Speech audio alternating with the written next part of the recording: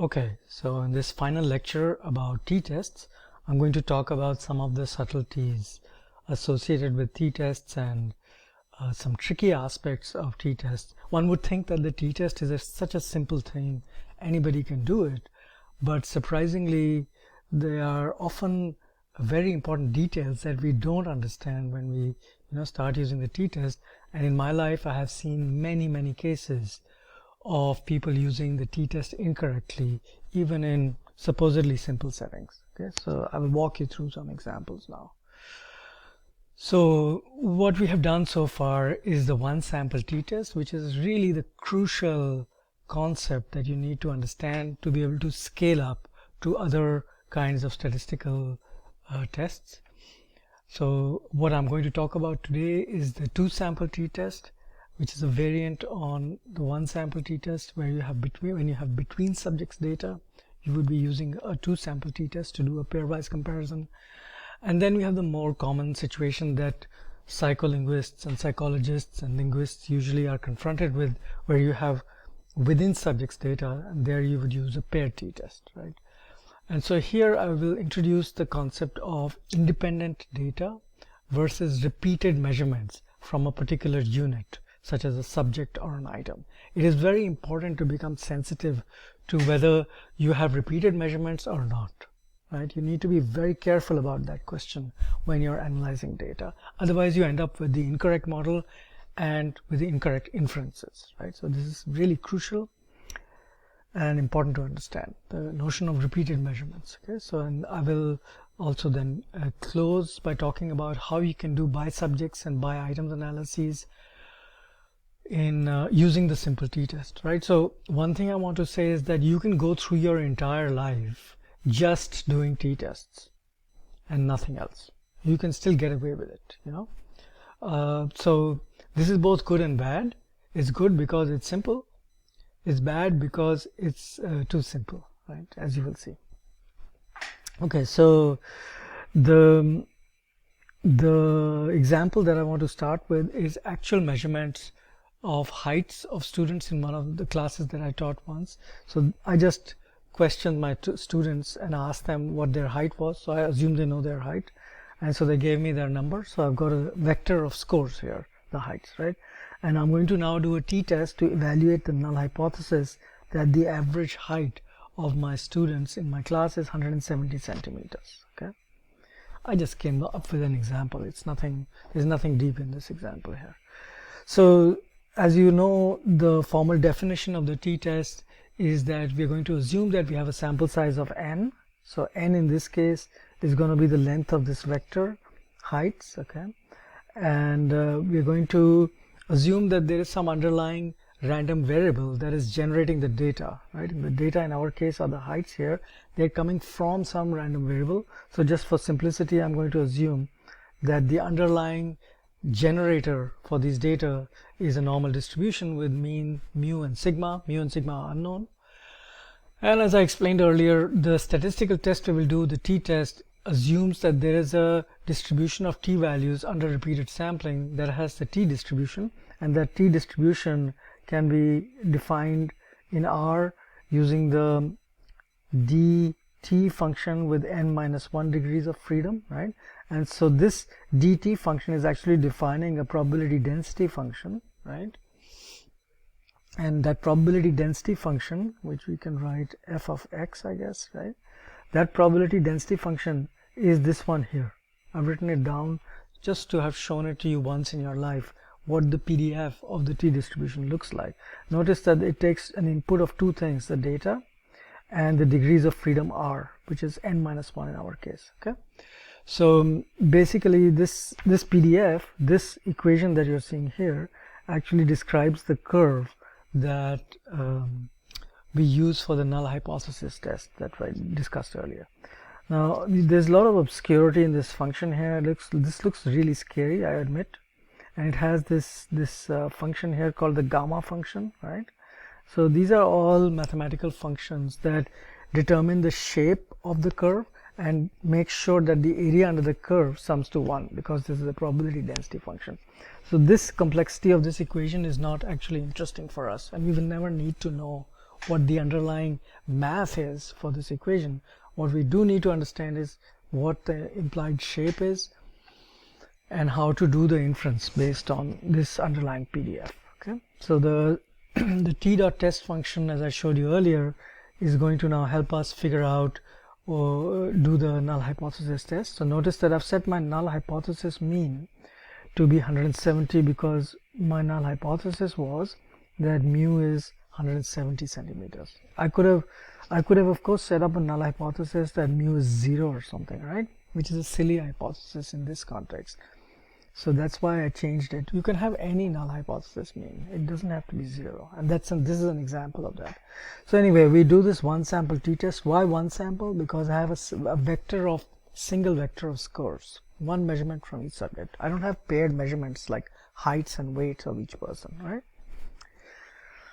So, so focusing on this one sample t-test here, right? So what I get out of this t-test is this t-test function is that I get a t-value. I of course have 31 data points, so the degrees of freedom is 31 minus 130, and I get so once I get the t-value, I also get the p-value, as I showed you earlier. I also get a 95% confidence interval, which tells me the this range, which is 164 to 170 with a mean of 167, right?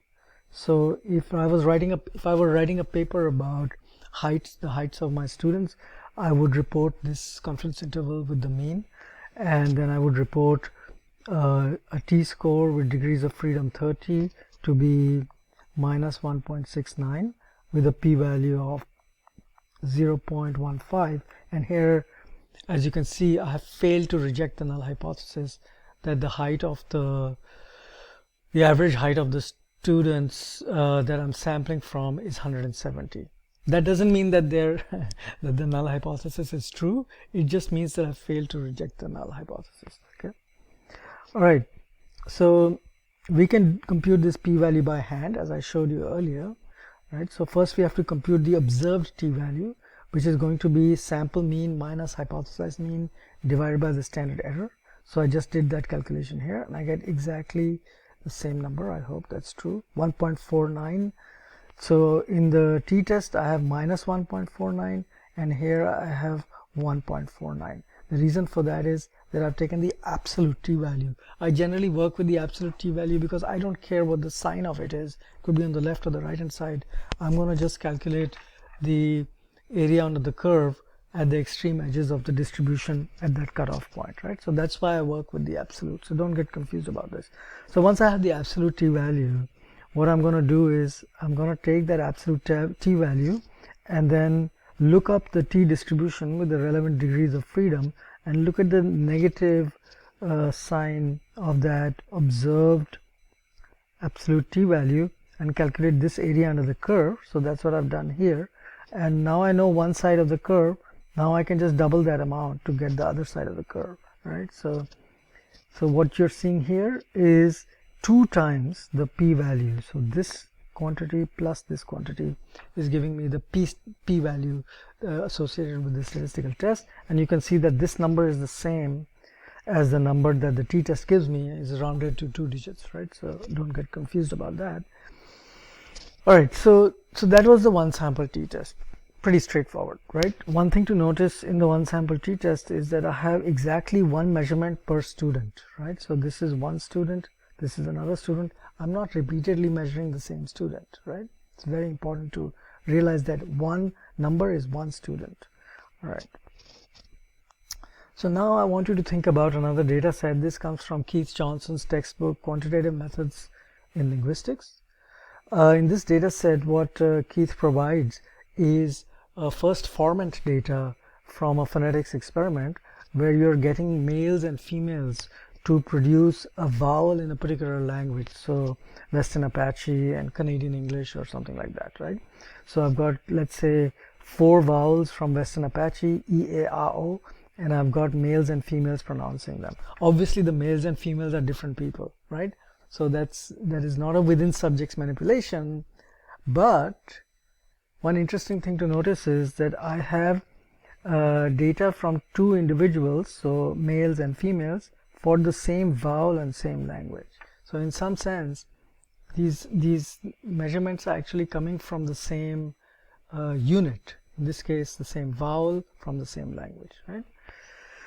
So, so the male and female values are actually paired in some sense, okay, because they come from the same vowel and language, okay. Now, for the moment, I'm going to just ignore the fact that these data are paired, and I'm going to treat these measurements, so like this row here, I'm going to treat it as coming from two distinct entities, which, I mean, if I just focus on the male and female columns, I can see that they are from two distinct entities, so they are unpaired in that sense, if I just ignore this part of the table, okay. So that's what I'm doing now. So I'm going to set up a null hypothesis that the male first frequent, the average value of the male first frequent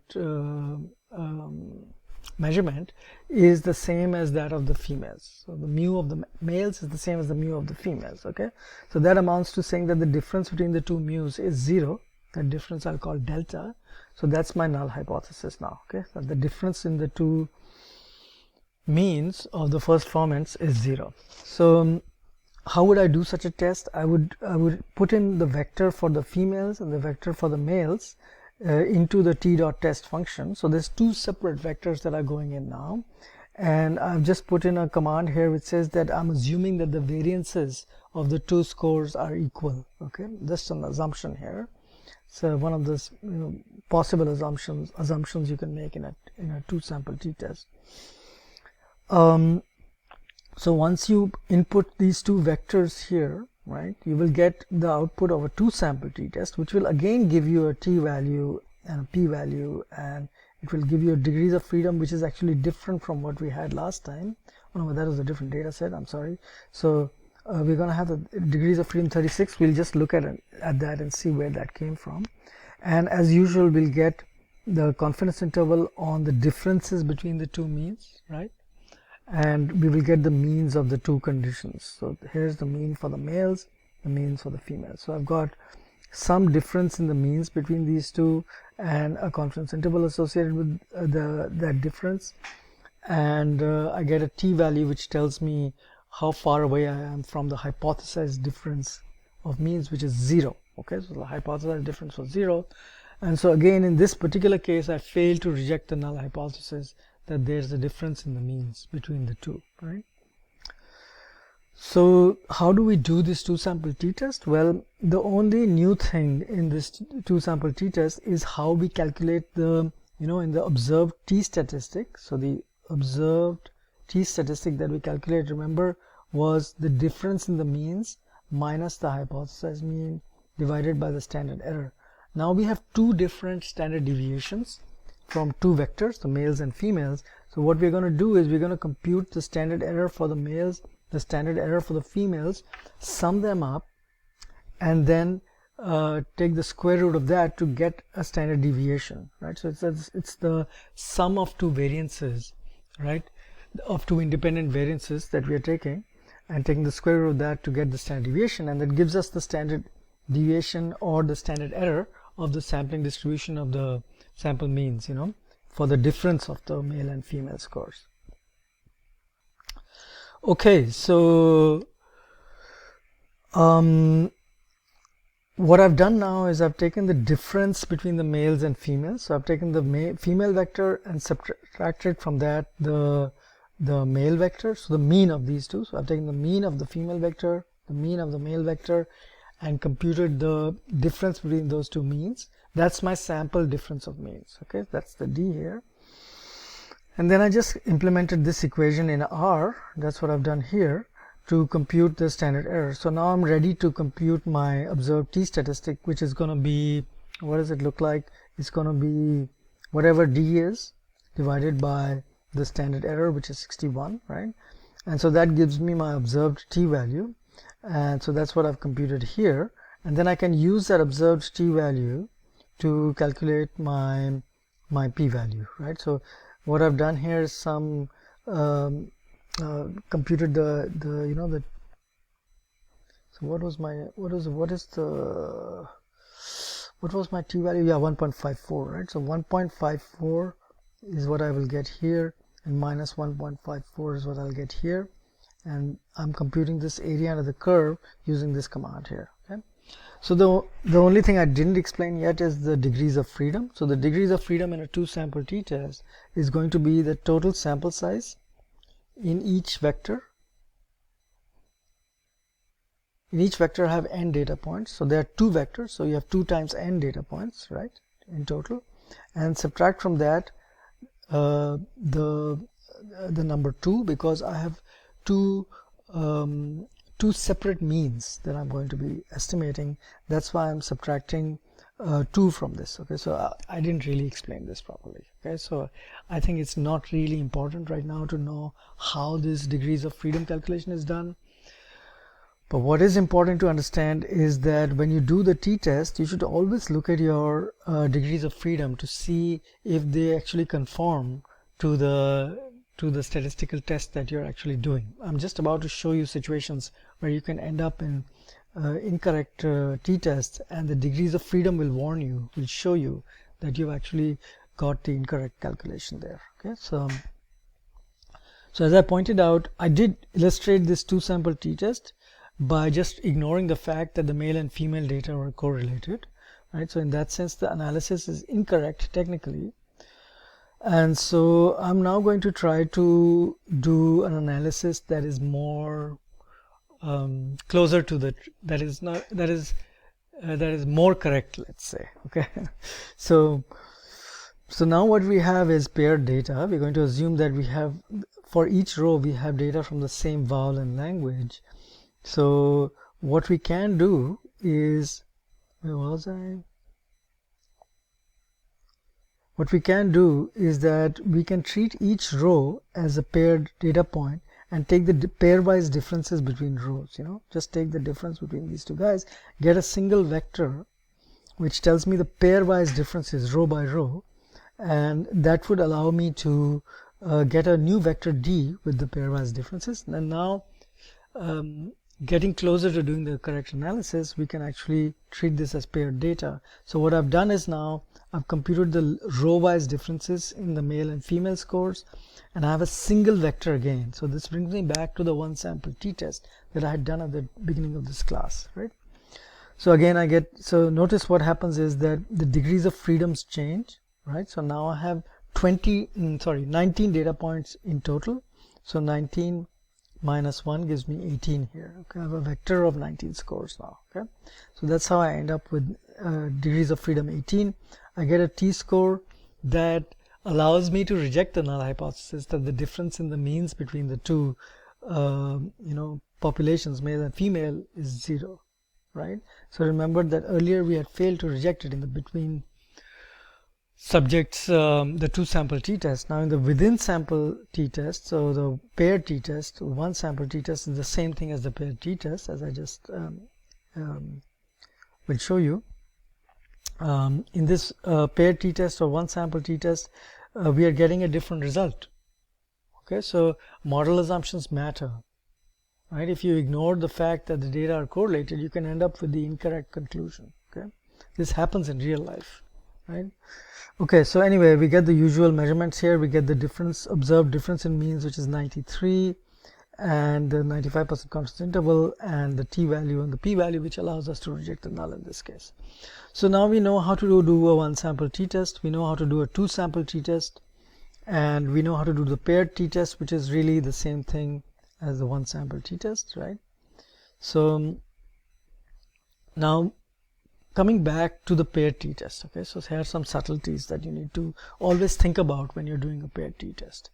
It's not as simple as it seems. Okay, so now in the data set that I just showed you, the Keith-Johnson data set, there is one interesting subtlety that one should notice, which is that each row in the data frame has more than one measurement for each vowel language pair. Okay, so we don't have each row representing one unique vowel and language pair. We got more than one. Okay, now this is a problem for the doing that paired t-test that I just did. So even this paired t-test that I just did is gonna be technically incorrect. Why? It's technically incorrect because the paired t-test assumes that every pairwise difference in scores that you have is independent from every other one. It's coming from different pairs of groups, but we can see here that they are not independent. They're coming from the same vowel and language, so they are by definition not independent. So that assumption of independence is violated here, right? So this could have consequences for your inference. Okay, things can change a lot if you do this incorrectly versus correctly, and I will just show you an example.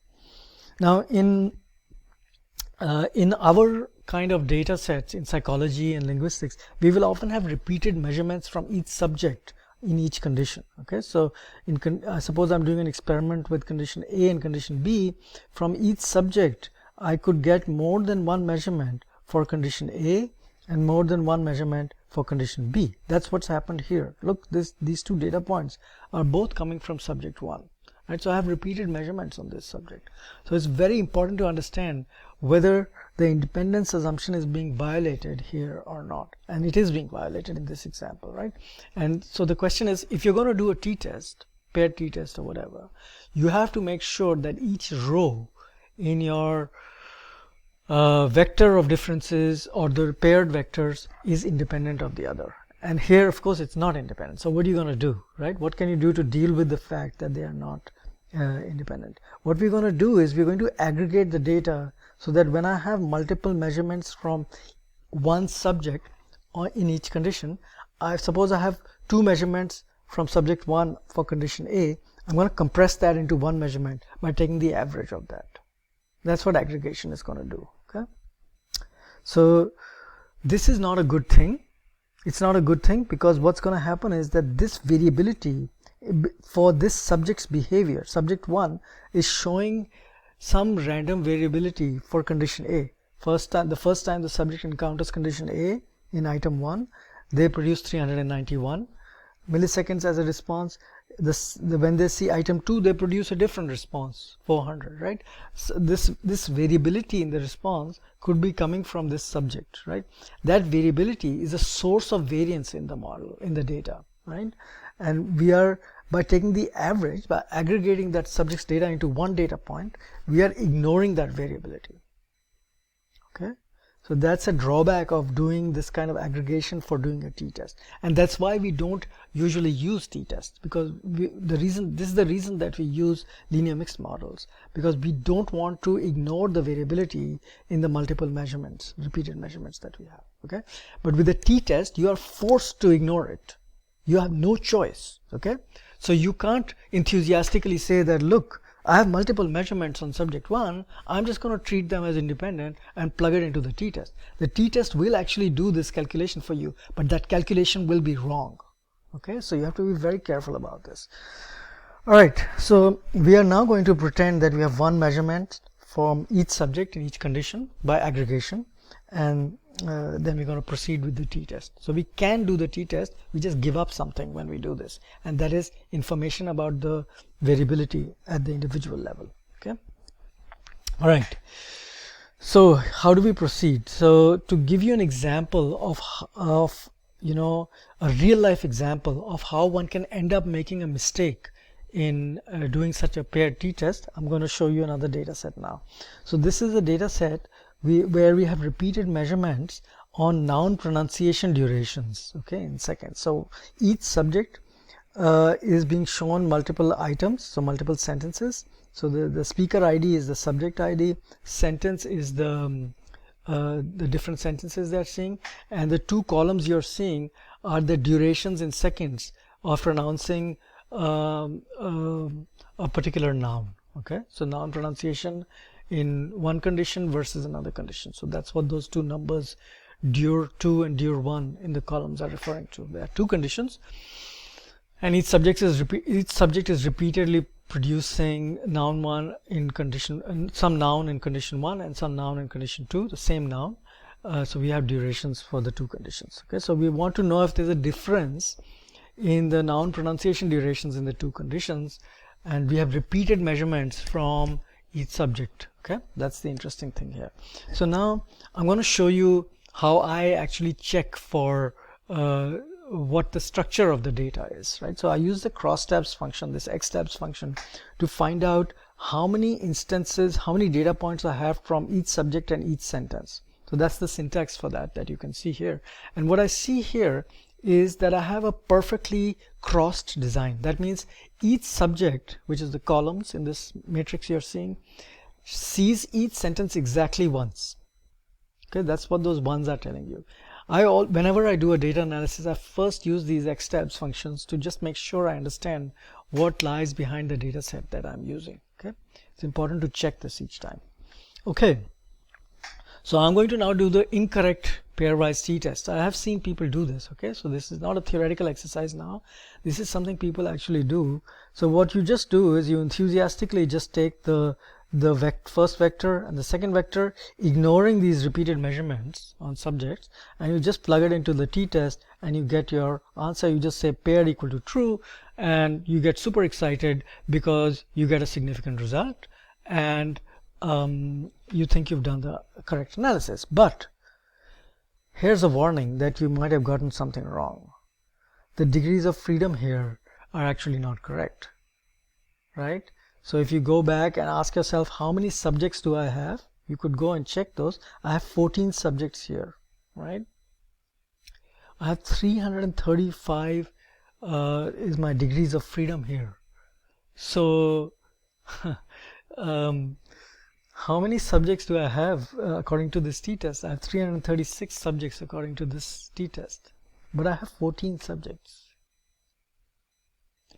So that's an indication that your t-test is not actually reflecting what you're trying to do. Okay, so don't just do the t-test and look at the t-value and the p-value. You need to make sure that the setup is correct, right? All right, so as I explained again and again, the reason that the t-test is incorrect here is that we have multiple rows from the same subject. So we're going to aggregate now by subject. I'm going to show you how to do that now.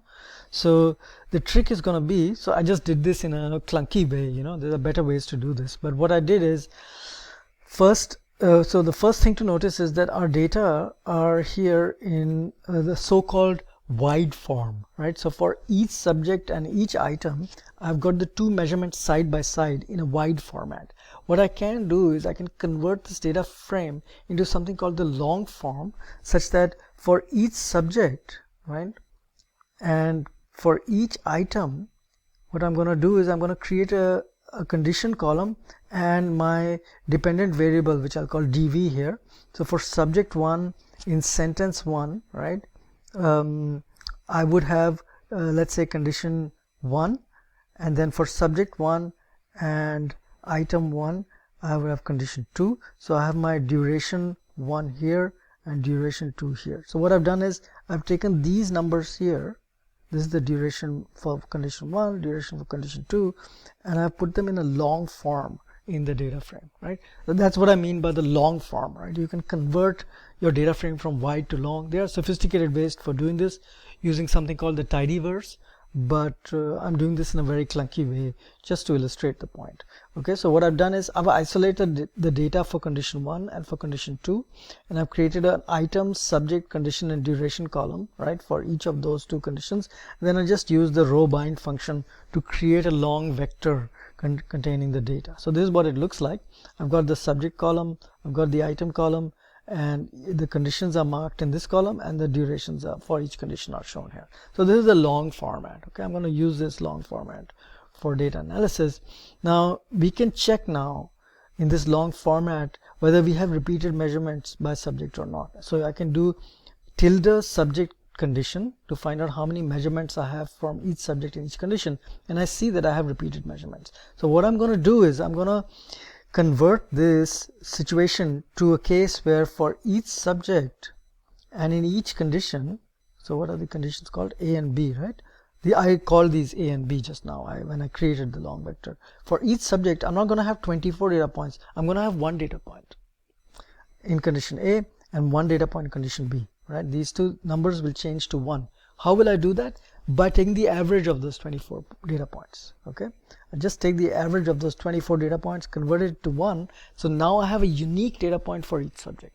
That's what will go into the t-test. Okay, so similarly for items, I have the same problem. I have 14 data points for each item in each condition. Okay, so therefore I'm gonna, if I want to do a by items t-test, I'm gonna have to convert this situation to the case where for each item 1, 2 in conditions A and B, I'm gonna have not 14 but 1 data point, right? So I'm gonna aggregate these things and convert them into 1 data point by taking the average. So how do I do that? Now I'm finally going to show you how to do this. We want to get 1 data point per subject. So what I'm going to do is, in the long data frame that I just created, I have a duration column. So I'm going to say, using the aggregate function, I will say that duration should be represented as a function of subject and condition only. That means the items column is being ignored, and what that does is it takes the average, and that's specified here, the average of those multiple items for each subject, right? So that's what I call a by subjects aggregation. Okay, because I aggregated over the items, I took the mean of the items for each subject in each condition. I've got aggregated data set by subjects. Okay, that's how we call it, right? We don't call it by items because you're averaging over the items to get the average over the subjects, right? So now if I use the xtabs function for subject and condition, I get what I wanted. I have 1 data point per subject per condition. It's a crucial thing to understand, the distinction between having multiple data points per subject per condition versus 1 data point per subject per condition. Okay, now this was the old situation, this is the new situation, so we are golden now, right? So we can proceed with our t-test. So what I'm going to do now is I'm going to show you another clunky way to do your paired t-test now. So I get the condition A and condition B vectors for the two, oops, a daisy, what's happened here?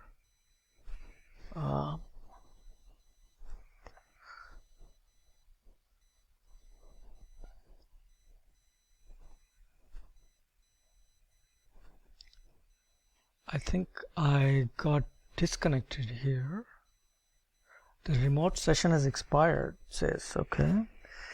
So just bear with me for a second. I'm gonna have to try to I'm gonna just continue without my remote session now. So I was connected to a Windows machine in order to be able to write with a pen, but I don't think I need that anymore. So I'm close to the end now, so I will continue. So where I was that I isolate the columns for the two conditions, right? So I've got the data for condition A and B now, and I'm just going to get the duration column for condition B and for condition A, put those two vectors into the t.test function with paired equal to true, and what I get now, very significant here, is that I get a t-test done with 13 degrees of freedom. Right?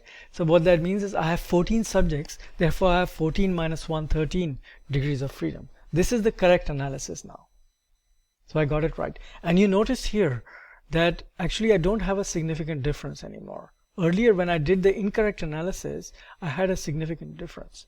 Right? So you see the very important consequence of doing the t-test correctly or incorrectly. Your statistical inference can change quite dramatically. Okay?